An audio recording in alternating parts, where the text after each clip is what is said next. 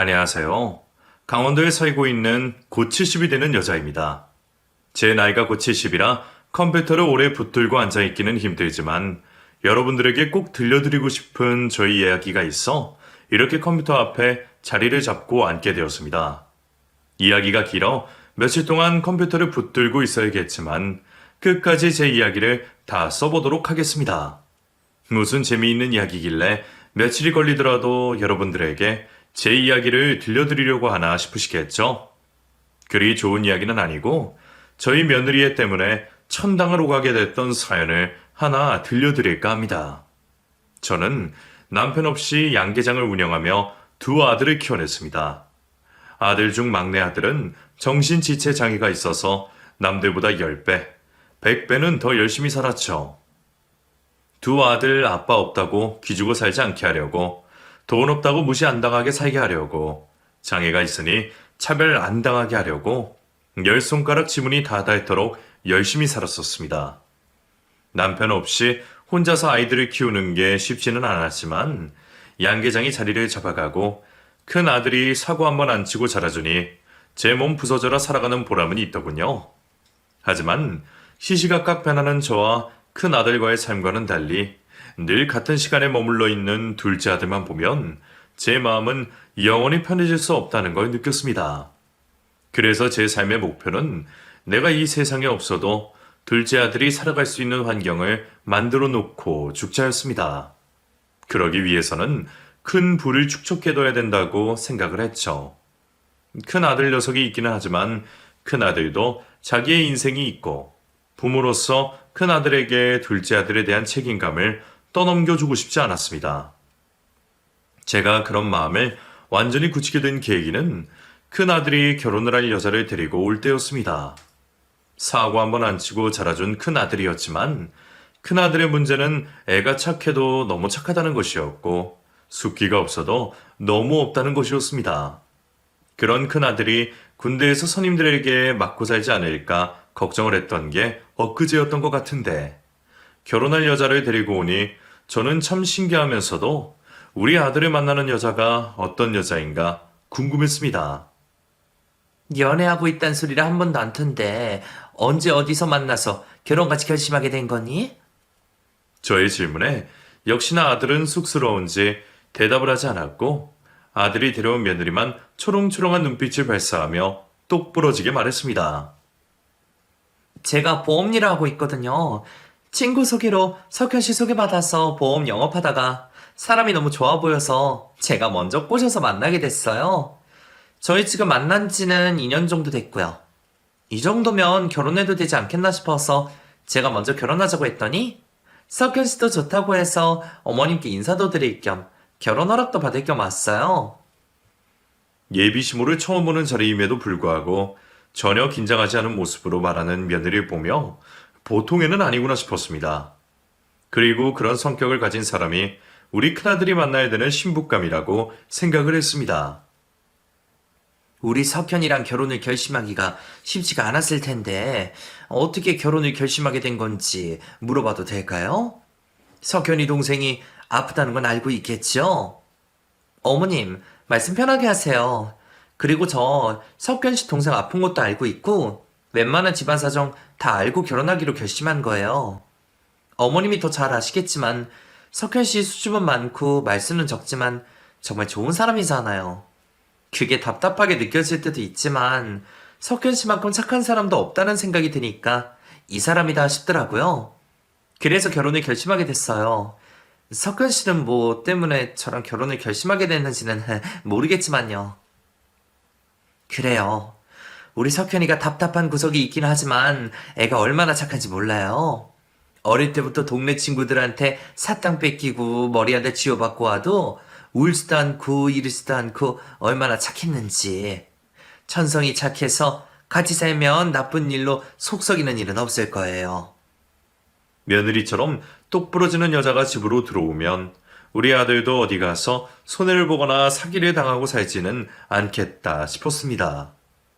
그래서 저는 며느리가 혹여나 하고 있을 둘째 아들에 대한 걱정을 덜어주려고 했습니다. 혹시나 해서 말인데 우리 둘째 아들이 결혼하는데 걸림돌이 된다면 그건 걱정하지 마세요. 내가 평생 책임지고 갈래라 석현이 저한테도 맡길 생각 전혀 없답니다. 제 말 무슨 말인지 아시겠죠? 당연하죠. 그렇지 않아도 석현 씨도 그러더라고요. 어머님이 도련님 인생 끝까지 책임지려고 하신다고. 우리는 도련님에 대한 책임감이나 부담감 느끼지 않아도 된다고요. 그렇다고 제가 도련님을 모른 척하고 산다는 건 아니지만 도련님 때문에 결혼을 고민하거나 그러진 않으니 어머님도 걱정 마세요. 성격도 그렇고 보호망 일일 정도로 일을 잘하는 것도 그렇고 뭐 하나 빠지는 게 없이 마음에 드는 며느리였지만 한 가지 걱정이 있었습니다. 며느리 기에 눌려 우리 큰아들이 기도 못 펴고 살고 며느리한테 잡혀 사는 게 아닐까라는 걱정이었죠. 제가 그런 걱정을 하고 있자 저희 양계장에서 일하는 아주머니들이 그러더군요.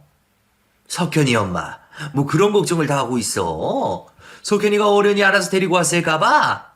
내가 봤을 때 석현이는 자기 엄마처럼 일 잘하고 똑 부러지는 여자 데리고 온 것 같아. 원래 아들들이 자기 엄마 닮은 여자를 좋아하잖아. 듣고 보니 그런 것 같았습니다. 아들이 꼭 저같이 똑똑하고 야무진 여장부 같은 여자를 데리고 온 것 같기도 했었죠. 그렇게 생각을 하니 아들이 보는 눈이 좀 있는 것 같고 우리 집에 들어올 사람이 들어오는 거다 싶으면서 걱정이 한시름 놓였습니다. 큰아들을 결혼시킬 때 제가 남부럽지 않은 양계장을 운영하고 있다는 게 얼마나 다행인지 몰랐습니다. 대학까지 보내놓은 큰아들은 성격이 소극적이라 그런지 어디 번번한 곳에 취업을 못하더라고요. 그래서 저희 양계장에 청소일이라도 시키고 있었는데 그 덕분에 사돈들 얼굴 보기가 그나마 수월했답니다. 제가 양계장도 안 하고 있고 아들도 직업이 번번찮으면 사돈들도 보호망으로 잘 나가는 딸을 저희 집으로 시집 보내기는 싫으셨을 겁니다. 제가 딸 가진 부모라도 보내고 싶지 않았을 거고요. 상견례 자리에서 사부인도 그러더군요. 사돈이 그렇게 큰 양계장을 한다고 하시니 한편으론 참 다행이다 싶었어요. 정서방이 사돈한테 잘 배워서 가업 물려받으면 우리 애들 먹고 살 걱정은 안 해도 되니까 말이에요. 석현이가 회사 다니면서 다른 사회 경험하는 것도 좋지만 조금이라도 빨리 양계장 일 배워서 물려받으면 저도 편안히 제 밑에서 일을 시키고 있는데 자기만 잘 배우고 잘하면 주미랑 평생 양계장으로 먹고 살고도 남지요. 그렇게 저는 저희 양계장을 앞세워 큰아들 결혼을 무사히 치렀답니다. 큰아들이 결혼을 해서 가정을 꾸리게 되었으니 양계장 청소만 시킬 게 아니라 본격적으로 양계장 일을 알려줘야겠다고 생각을 했습니다. 그런데 이놈이 머리가 나쁜 건지 하려는 의지가 없는 건지 알려줘도 제대로 해내지를 못하더라고요. 이거 정말 큰일 났다 싶었습니다. 일을 잘 못해내는 건 둘째치고 애가 착하고 물러 터져서 거래처에 받아야 되는 미수금도 제대로 받지 못하고 손해보는 장사만 하고 있지 않겠습니까? 이대로 가다가는 내 피땀 흘려 만들어 놓은 양계장이 금방 망해야겠다 싶어 큰아들이 아닌 다른 대체자를 찾아 나섰습니다. 큰아들에게도 물려주지 않는 양계장을 피 한 방울 안 섞인 사람에게는 물려줄 수는 없으니 저는 멀리서 찾지 않고 가까운 곳에 있는 며느리에게 부탁했습니다. 주미야, 네가 보험하면서 지금까지 이뤄온 것도 있고 재미있게 자부심 느끼면서 일하고 있는 것도 아는데 석현이랑 같이 양계장 일 좀 해주면 안 되겠니? 역시나 며느리는 저의 제안에 흔쾌히 대답을 하지 못했습니다. 어머님도 아시겠지만 제가 7년 연속 보험왕을 해왔잖아요. 제가 일을 그만두게 되면 제 고객들한테도 그렇고 회사에도 너무 죄송스러워서 일을 그만둔다는 게 쉽지가 않아요. 보험은 저만 잘하면 나이 들어서도 할 수 있는 거라 제가 보험 일을 그만두고 양계장을 할 만큼 양계장이 저한테 더 좋은 일인지 모르겠어요. 너도 알잖니. 석현이 그 녀석이 너무 착하고 순에 빠져서 어딜 가든 손해를 보고 사는 성격이 아니냐. 이러다가는 석현이 그 녀석한테 양계장 넘겨주기도 전에 우리 양계장이 망할 것 같아서 내가 마음이 초조해서 너한테 이런 부탁을 하는 거니까 네가 한 번만 고려해주면 안 되겠니? 원하는 게 있으면 내가 들어보고 들어줄 수 있는 건 다 들어주마. 원하는 것을 말해보라는 저의 말에 순간 며느리의 눈이 반짝이더니 며느리는 한참을 고민하는 듯한 행동을 취했습니다. 제가 원하는 게 있기는 있구나라는 생각을 하며 무엇을 바랄지 기다리고 있었죠. 며느리는 선뜻 말하기 어려운 내용인지 평소 화끈한 성격답지 않게 계속해서 말하기를 망설였습니다. 주미야, 내가 말해보라고 한 거니 걱정 말고 일단 말해봐. 뭐가 됐든 내가 고려는 해볼게.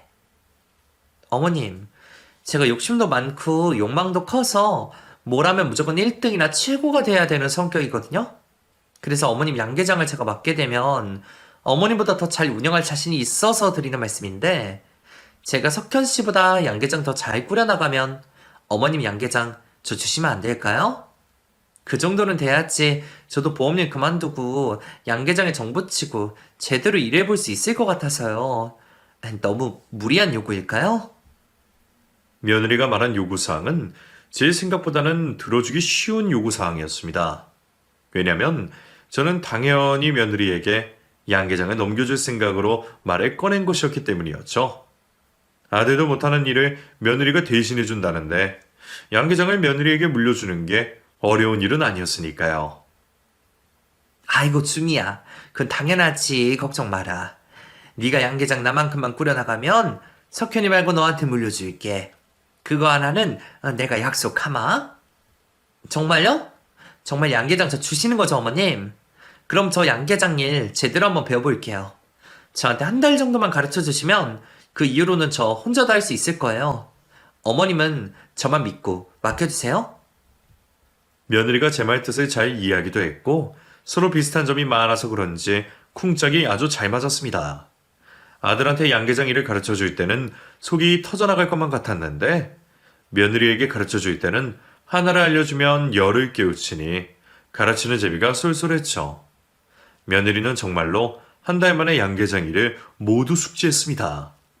제가 맘 편히 자리를 비워도 될 정도였습니다. 어머님, 지금까지 혼자서 양계장 운영해 오신다고 고생 많으셨어요. 도련님도 돌보면서 하시느라 얼마나 힘드셨겠어요. 이제는 제가 알아서 잘할 테니 걱정하지 마시고 맘 놓고 푹 쉬세요. 그동안 못 가봤던 제주도도 다녀오시고 친구들이랑 해외여행도 가시고 하실 거예요. 그리고 도련님이랑도 더 좋은 시간 보내세요. 고맙다 주미야. 자식 새끼들 먹여 살리려고 앞만 보고 달려온 게 벌써 30년도 더 넘었는데 네 덕분에 나도 드디어 숨을 돌리는구나. 네 말대로 쉬면서 여행도 다니고 우리 정연이한테도 더 집중하고 해야겠다. 정말 고맙다 수미야. 며느리 말대로 저는 며느리에게 양계장을 맡기고 친구들과 여행을 다니기도 하고 둘째 아들과의 좋은 시간을 보내기도 했습니다. 혼자서 양계장을 하며 아이들을 키울 때도 큰아들보다는 아무래도 아픈 둘째 아들에게 더 신경을 쓰며 살아왔다지만 일 때문에 다른 엄마들만큼 신경 써주지 못한 건 사실이었습니다. 그게 마음에 많이 걸렸던 저는 둘째 아들 옆에 꼭 붙어 다니면서 어릴 때 해주고 싶었지만 해주지 못했던 것들도 해주고 더 넓은 세상을 보여주기 위해 둘이서 여행을 자주 다니기도 했습니다. 그렇게 몇 년이라는 시간을 보내던 중이었습니다.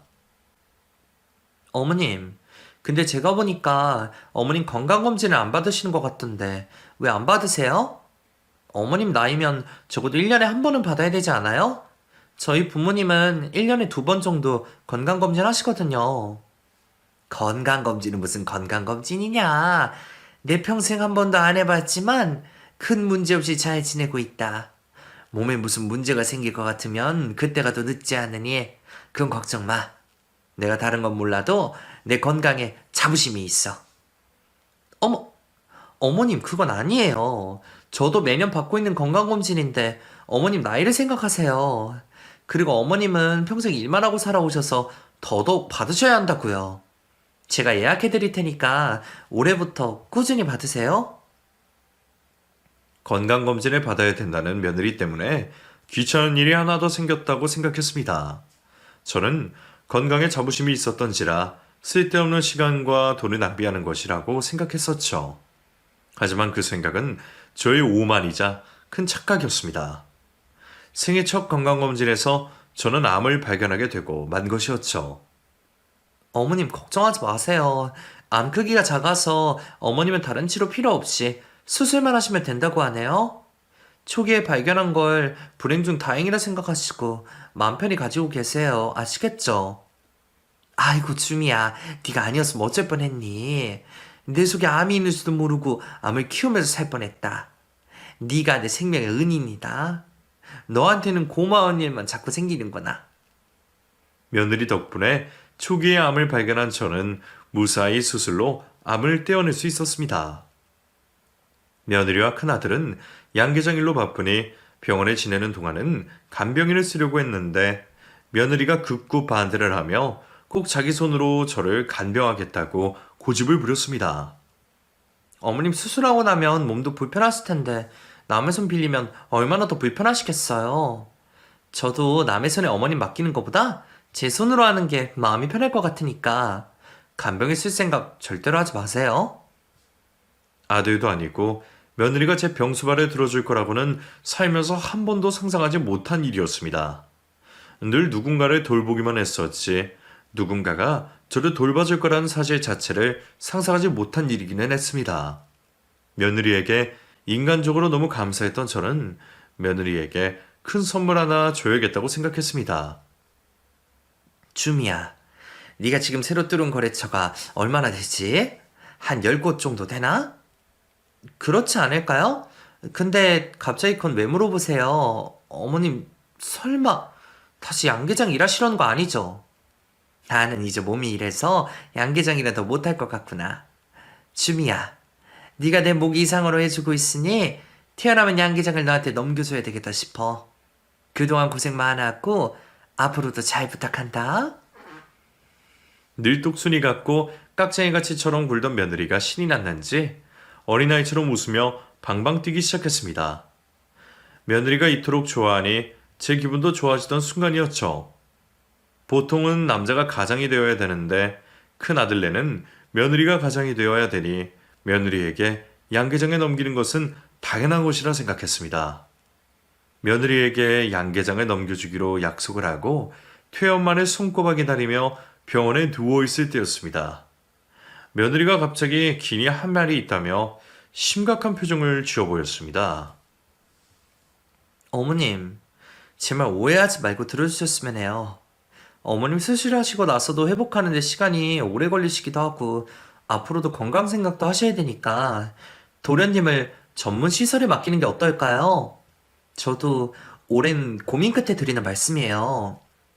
주미야, 네가 무슨 걱정을 하는지는 알겠지만 난 아직까지는 괜찮다. 시설에는 내가 죽고 나서 보내면 보낼지 나 살아있는 동안은 보낼 생각이 없어. 나도 다 생각이 있으니 너는 정연이 걱정까지는 하지 않았으면 좋겠구나. 오늘 이야기는 못 들은 걸로 할 테니 앞으로 그 이야기는 꺼내지 말자. 며느리가 나쁜 마음을 가지고 꺼낸 이야기가 아니라고 생각하고 싶었습니다. 저도 지금껏 살면서 한 번도 둘째 아들을 시설에 맡길 생각을 해본 적이 없는데 가족이 된 지 얼마 안 된 며느리가 그 이야기를 꺼내니 심장이 목 밖으로 쏟아나올 것 같은 느낌을 받았습니다.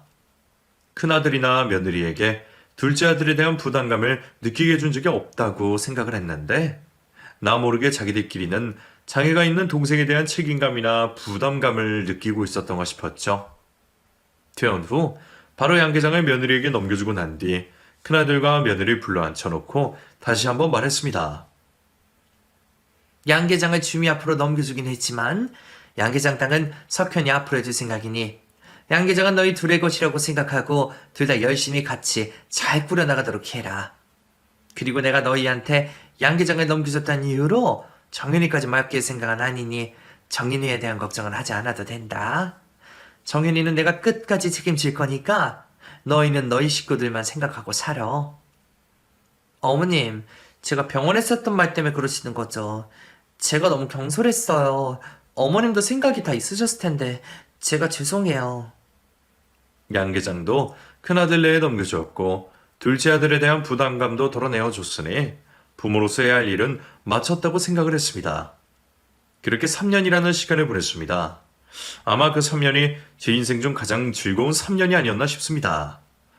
죽을 병에도 한번 걸려보고 양계장도 제 손을 떠났으니 저는 늦바람이 든 사람 마냥 하고 싶은 걸 다 하면서 살았습니다. 그렇게 인생이 최고의 3년이란 시간을 보내고 있을 때였어요. 며느리가 생뚱맞게 저에게 재혼을 할 생각이 없냐고 물어왔습니다. 어머님, 혼자 지내시기 적적하지 않으세요? 아버님 없이 보낸 세월만 해도 수십 년이 흘렀는데 재혼 생각도 한번 해보셔도 괜찮을 것 같아요. 제가 좋은 남자 한 명 소개해드릴까요? 뒤에도 참 시모한테 장난칠 게 없어서 그런 장난을 치니 난 됐다. 정연이가 있는데 내가 무슨 재혼을 생각하겠어. 어머님, 도련님도 받아줄 수 있는 좋은 남자를 만나면 되죠. 제가 이 이야기를 왜 꺼냈냐면 제 주변에 정말 괜찮은 사람이 있거든요. 그 사람을 어머님한테 꼭 소개해드리고 싶어서 그래요. 처음엔 며느리가 저를 놀린다고 장난으로 꺼낸 말인 줄 알았습니다. 하지만 며느리는 몇 날 며칠 쫓아다니며 남자를 소개받아보는 게 어떻겠냐며 귀찮게 굴었습니다. 재혼을 한다는 상상을 안 해본 것은 아니었습니다. 하지만 젊은 날에 먹고 사는 게 바빠 마음을 접었고 나이가 들어 여유가 생겼을 때는 아픈 둘째 아들 때문이라도 마음을 접게 되었죠. 그런데 제 사정을 가장 잘 알고 제가 제일 믿고 있는 며느리가 그러니 마음이 혹하기나 하더군요. 그래서 이것도 하나의 경험이라 생각하고 며느리가 소개해준 남자를 소개만 받아보기로 했습니다.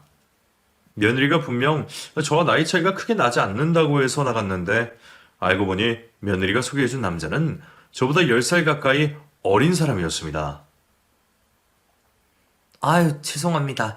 나이 차이가 이렇게 나는 걸 알았으면 이런 자리를 만들지도 않았을 텐데 정말 죄송합니다. 제가 무슨 호사를 누리자고 저보다 한참이나 어리신 분을 소개받겠습니까? 주책이라 생각하지 마시고 이해해 주시기 바랍니다. 미숙 씨, 무슨 그런 말을 하세요? 저는 다 알고 다 온 자리입니다. 미숙 씨가 제 나이 듣고 부담스러우실까봐 며느님이 살짝 거짓말한 것 같네요. 그리고 얼굴만 보면 저랑 비슷해 보이니 부담 가지지 않으셨으면 합니다. 미숙 씨가 동안이시기도 하고 제가 노안이라 누가 봐도 연배가 비슷해 보일 것 같은데요. 처음엔 이 자리가 부담스럽고 상대방한테 죄송스러워 도망이라도 가고 싶었는데 며느리가 소개해준 남자는 며느리 말대로 어찌나 좋은 사람이던지 순식간에 제 마음을 편하게 만들어 주었습니다. 그것도 그 사람의 능력이라고 생각했습니다. 불편하던 마음은 금방 편해졌고 굳게 닫혀있던 제 마음도 어느 순간 활짝 열리게 되었습니다. 미숙 씨, 저를 불편하게 생각하지 말아요. 저도 아내랑 사별하고 20년 넘게 혼자 살아왔습니다. 비록 자식은 없지만 저도 미숙 씨만큼이나 힘들고 외로운 삶을 혼자 살아왔죠. 그래서 제가 누구보다도 미숙 씨의 마음을 잘 안다고 자부할 수 있습니다. 그러니 이제 남은 생은 외로웠던 사람들끼리 의지하면서 사는 게 어떨까요? 장애가 있는 아들을 둔 엄마로서 재혼은 결코 쉬운 일이 아니었습니다. 그래서 제가 소개남에게 말했습니다. 창식 씨도 아시다시피 저한테는 제가 평생 돌봐야 되는 아들이 하나 있습니다. 그런 제가 제 마음만 생각해서 창식 씨랑 재혼을 한다는 것은 저의 이기적인 정일 뿐이라고 생각이 드네요. 둘째 아들을 생각하면 둘째 아들과 소개남을 위해서라도 재혼은 하지 않는 게 맞는다고 생각을 했습니다. 그러자 소개남은 재혼이라고 하면 미숙 씨한테는 너무 부담이 되는 일이니 그런 앞으로 우리 둘 그냥 좋은 친구라 사이라고 생각하면서 지냅시다. 날씨 좋은 날 데이트도 하고 둘째 아드님 데리고 놀러도 다니면서 그렇게 지내자고요. 라고 말을 했습니다. 차라리 그렇게 지내는 게 낫겠다 싶었습니다.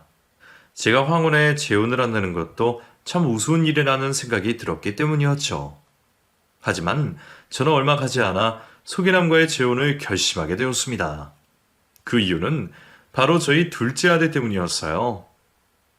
소개남과 데이트를 할 때마다 자주 둘째 아들을 데리고 나갔었는데 소개남은 제 아들과 참 잘 놀아주고 잘 챙겨주었습니다.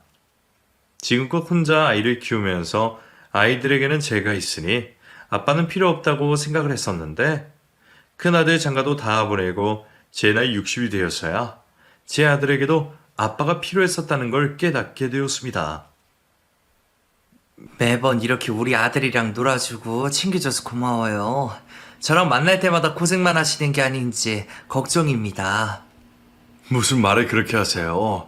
저도 정현이랑 노는 게 즐거워서 데리고 와달라고 하는 건데요.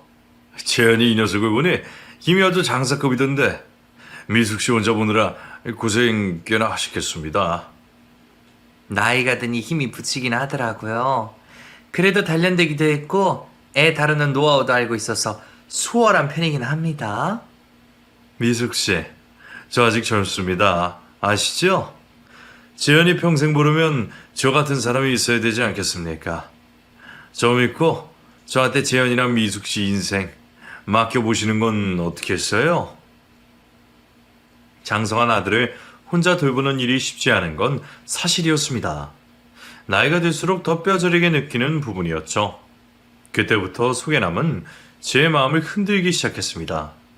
둘째 아들을 같이 돌보며 살자면서 말이에요.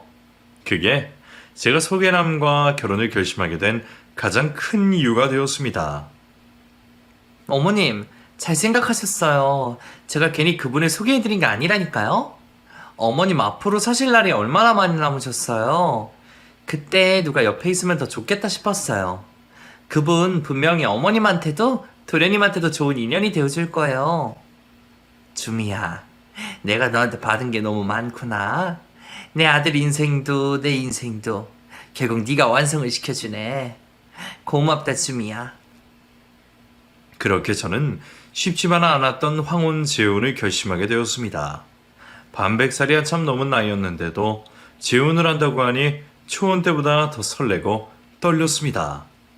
인생을 다시 시작하는 것 같은 기분이었죠. 참 오래 살고 볼 일이었습니다.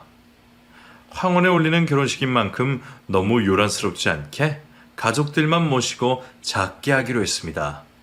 그리고 나이가 나이인지라 드레스를 입는 건 주체인 것 같아 한복을 입으려고 했는데 며느리가 여자가 살면서 드레스 한 번은 입어봐야 된다고 해서 결국 드레스까지 맞추게 되었죠. 어머님 나이 생각 좀 그만하시고 하실 수 있는 거 다 해보세요. 아버님이랑 결혼하실 때도 혼인신고만 하고 사셨다면서요. 제 맘도 잘 헤아려주고 바쁜 와중에도 저의 재혼식을 적극적으로 준비해주는 며느리에게 참 고마웠습니다.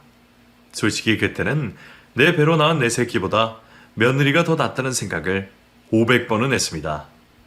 며느리 덕분에 완벽한 재혼식을 준비하고 재혼식만을 기다리며 잠자리에 누웠습니다.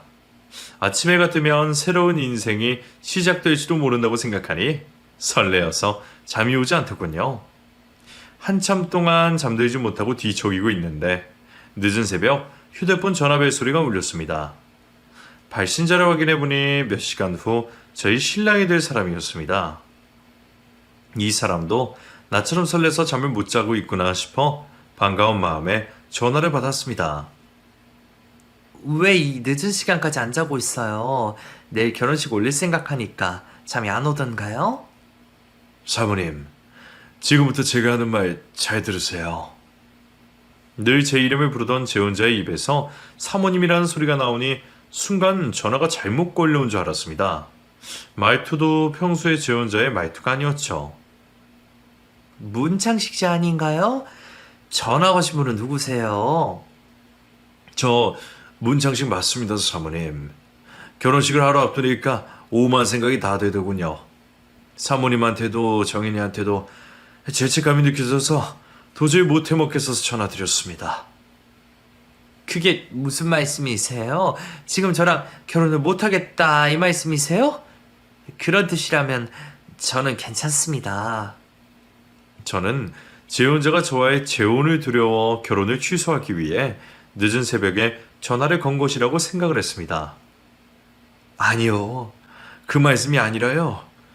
사모님, 사실 저는 사모님 며느님의 사주를 받고 사모님한테 접근한 사람입니다. 그러니까 의도적으로 사모님께 접근한 사람이란 말입니다. 우리 며느리의 사주를 받고 접근했다뇨. 지금 우리 며느리랑 내 사이 갈라놓을 작정을 하는 말씀이세요? 우리 며느리가 저한테 무슨 애를 끼치려고 당신을 저한테 보냈다는 겁니까? 사모님, 며느님 믿지 마세요. 주미 그의 무서운 애입니다. 저랑 주미는 보험 때문에 만난 사이가 아니라 한 동네에서 나고 자란 이웃 사촌입니다. 혼란스러웠습니다. 제 며느리에게 사주를 받았다는 제 혼자의 말을 듣고 처음엔 저와 제 며느리의 사이를 갈라놓을 작정으로 꺼낸 말이라고 생각했습니다.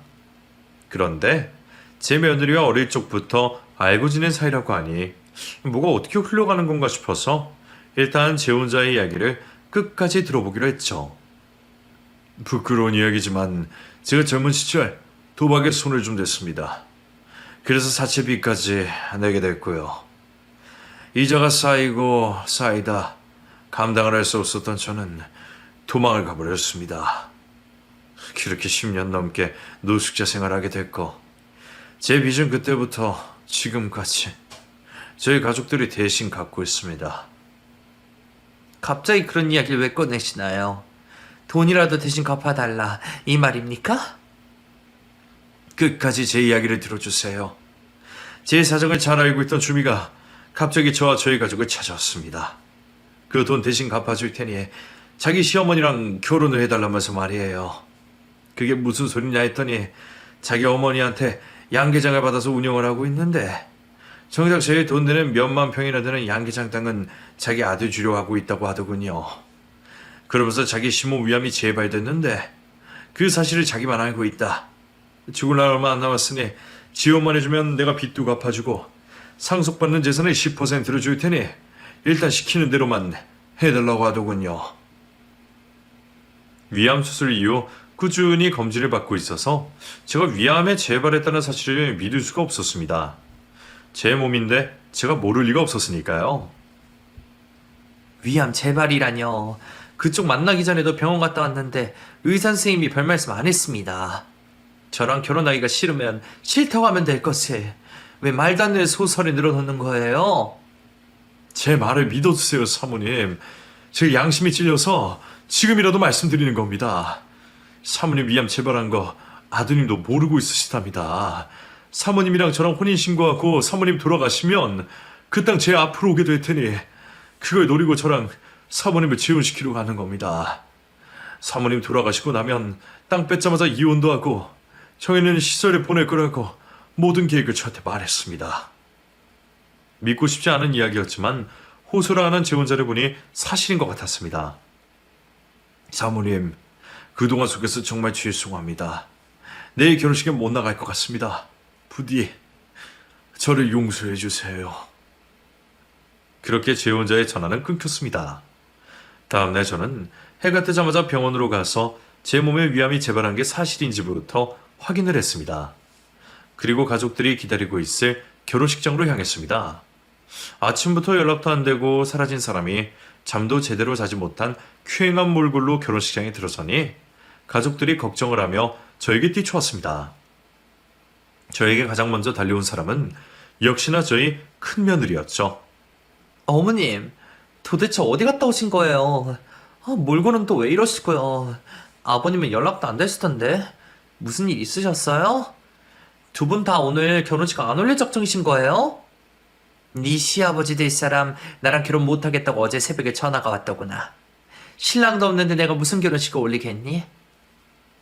네? 뭐라고요? 그 인간이 도망을 갔다고요? 어머님, 그걸 가만히 두셨어요? 어떻게 결혼식 하루 앞두고 도망을 갈 수가 있대요. 제가 어떻게든 그 인간 잡아올게요, 어머니. 제 말에 며느리는 일부러 더 오버를 떨며 말하는 듯 했습니다. 주미야, 다 들었다. 이제 그만해라. 네가 나 죽으면 내 땅 뺏고 석현이랑 이혼하고 정윤이 시설에 버릴 생각하고 있다는 것도 다 들었어. 어떻게 네가 나한테 그럴 수 있니? 어머님, 그게 무슨 소리세요? 어머님이 돌아가신 왜 돌아가시고 제가 이혼을 왜 하고 도련님을 왜 버려요? 땅은 또 무슨 소리예요? 끝까지 모른 척 하려고 그러냐? 너 내가 위암 재발한 거 알고도 말 안 하고 있었지. 의사 선생님께서 너만 따로 불려서 내 암이 재발했다고 말하는 사실도 다 확인하고 오는 길이다. 그리고 창식 씨, 그 사람이 다 말해줬어. 네가 버린 짓들을. 어쨌든 저도 사업을 했던 사람이라 휴대폰 통화 내역을 자동으로 녹음하게 설정을 해두었는데 그걸 여기서도 써먹게 될 줄 몰랐습니다. 저는 며느리와 큰아들, 그리고 가족들이 모인 자리에서 새벽에 제 혼자와 나눈 통화 내용이 녹음된 음성 파일을 들었습니다. 다른 가족들은 경악을 하며 듣는데 며느리는 말도 안 되는 소리를 하며 억지를 부리기 시작했습니다. 어머님, 그 인간이 지금 허언증으로 거짓말을 하고 있는 거예요. 제가 그럴 리가 없잖아요. 어머니 설마 며느리는 제 말을 안 믿으시고 그 남자 말 믿으시는 거 아니시죠? 정신 차려요, 어머님. 저는 들고 있던 진다서를 꺼내 며느리 얼굴에 던져버렸습니다. 그럼 위암 재발했다는 사실은 왜 숨겼니? 의사 선생님도 한참 전에 너한테 말해뒀다고 하시던데 이러고도 아니라고 잡아댈 생각이냐? 그제야 며느리는 아무 말도 하지 않았습니다. 한참의 정적이 흐른 후 며느리가 떨리는 목소리로 말했습니다. 어머님이 양계장을 넘겨주실 때 완전히 넘겨만 주셨어도 이런 일은 일어나지 않았을 거예요. 이건 다 어머님 때문에 생긴 일이니 탓을 하시려거든 어머님 스스로를 탓하세요. 너 정말 땅 때문에 이러는 거니? 솔직히 말해서 석현이한테 주나 너한테 주나 그게 그건데 그 땅이 그리 욕심이 나던? 어머님, 고생은 제가 다 하는데 왜 아들이란 이유로 땅을 석현 씨한테 주시라는 거예요? 양계장에 넘겨주실 거거든 사업자만 넘기실 게 아니라 가장 중요한 땅도 같이 넘겨주셨어야죠. 석현 씨가 아니라 제가 석현 씨 먹을 살리고 있는데 바보 머저리 같은 인간 편하게 살고 해주고 있는 건 전데 그걸 아시면 저한테 주셨어야죠. 그제야 본심을 드러낸 며느리는 정신이 반쯤 나간 사람처럼 악을 쓰며 말했습니다. 어머님, 몇 년 전에 위암 발견한 것도 제 덕분 아니었어요? 저 아니었으면 어머님 이미 세상에 없을 사람이었다고요. 그렇게 제 덕 볼 건 다 보고도 땅은 끝까지 아들한테 주시는 거 보고 제가 어이가 없어서 저지른 일 맞아요? 제가 받아야 할 제목 제가 찾으려고 하는 게 그게 그렇게 잘못된 일인가요? 그럼 말이라도 하지 그랬니? 양계장 땅 너 달라고 말을 하지 그랬니? 그럼 나 죽기 전에 너한테 옮겨주든가 했을 거 아니야. 내가 너한테 그 정도도 못했지 시어머니라고 보였니? 나는 내 배로 난 내 새끼보다 네가 더 낫다고 생각하면서 산 사람이다. 그래서 나는 내 땅을 너한테 줘도 상관없었단 말이야. 아니요? 어머님 말은 이렇게 하셔도 그 땅 절대로 저한테 안 주셨을걸요. 착한 큰아들한테 땅 주고 나서 도련님 떠넘기셨을걸요. 솔직히 어머님 말로는 어머님이 돌아가실 때까지 도련님 직접 돌보고 돌아가시면 시설에 맡긴다고 하시지만 아니잖아요. 저희한테 도련님 떠넘기실 거잖아요. 멍청한 큰아들 돈으로 이용하실 거 제가 모를 줄 아세요? 그 순간 큰아들은 며느리의 얼굴에 손을 대고 말았습니다.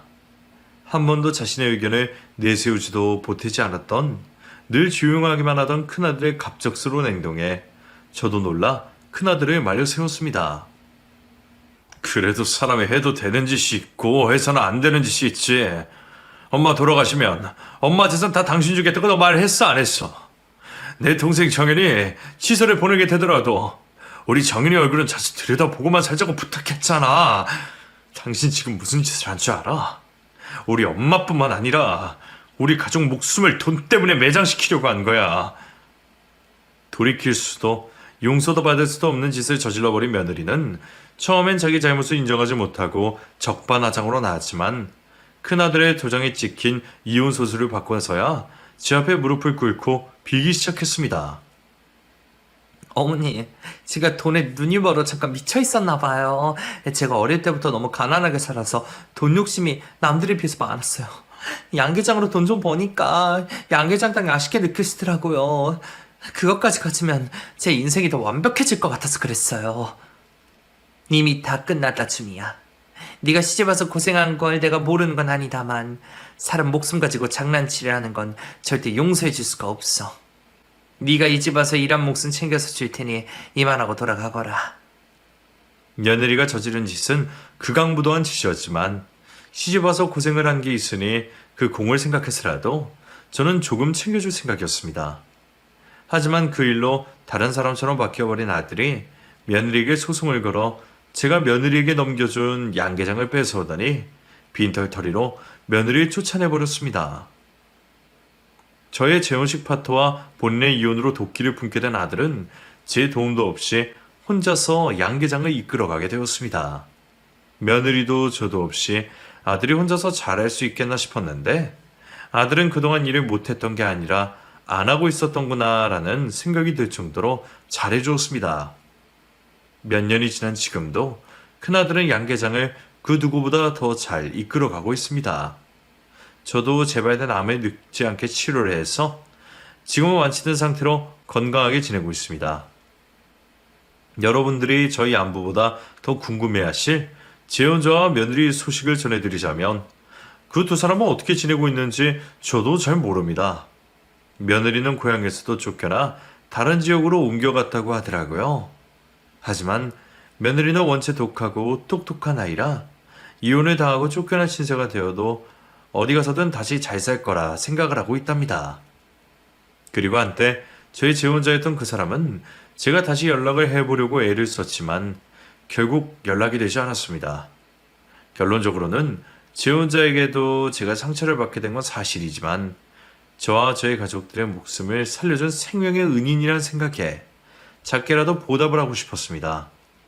하지만 우리의 인연은 거기까지였는지 아직까지 행방도 모른 채 지내고 있답니다. 이 글을 쓴다고 꼬박 5일이란 시간이 흘렀네요. 사연을 써내려오는 동안 예전 일이 생생하게 생각이 나서 힘들기는 했지만 다 쓰고 보니 어쨌든 결말은 좋게 끝이 난 거니 한편으론 후련하게 답니다. 이미 몇 년 전의 일이라 상처도 많이 아물어 이렇게 사연으로 보낼 수도 있게 된 것이겠죠? 여러분들도 주위를 한번 잘 확인해 보면서 누가 진짜 내 사람인지 아닌지 알아볼 수 있는 지혜의 눈을 가졌으면 합니다. 항상 의심의 눈초리로 사실하는 말은 아니지만 그래도 한 번씩은 확인을 해보는 게 좋지 않겠나 싶습니다. 사람의 마음을 말이에요. 지금까지 노인의 구구절절한 사연 들어주신 여러분께 감사의 말씀을 전해드리며 글은 여기서 마무리하겠습니다. 감사합니다.